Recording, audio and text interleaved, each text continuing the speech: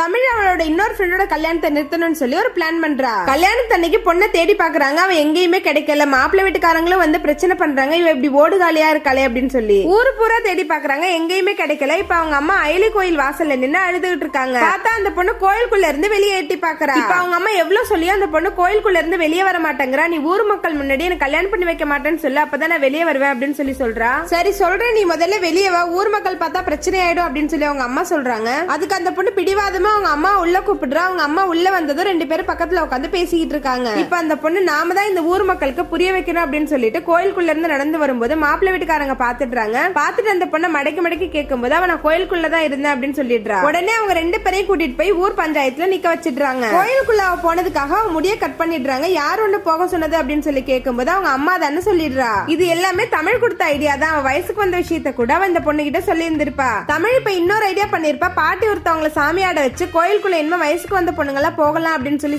சொல்லிருப்பா. அதை கேட்டு அந்த டீச்சர் நீ இப்ப கோயிலுக்குள்ள போகலான்னு சொல்லுவா, அடுத்து படிக்கலாம்னு சொல்லுவா, அதுக்கப்புறம் ஊரை விட்டு ஓடலான்னு சொல்லுவா. அதையெல்லாம் நாங்க அலோ பண்ண முடியுமா அப்படின்னு சொல்லி கேட்கும்போது ஊருக்குள்ள உள்ள ஆம்பளைங்க எல்லாம் மாத்தி மாத்தி சண்டை போட்டுக்கிறாங்க. தலைவரோட பையன் மொத்த சண்டையை நிறுத்தி இப்ப என்ன உங்களுக்கு எல்லாம் லேடிஸ் கோயிலுக்குள்ள போகணும் தானே, அவங்க எல்லாம் கோயிலுக்குள்ள போகிறதுக்கு ஒரு நல்ல நாளை பாருங்க அப்படின்னு சொல்லவும் பௌர்ணமி இன்னைக்கு நாள் குறிக்கிறாங்க. அதை கேட்டு தமிழ் ரொம்ப ஹாப்பி ஆயிடுறா.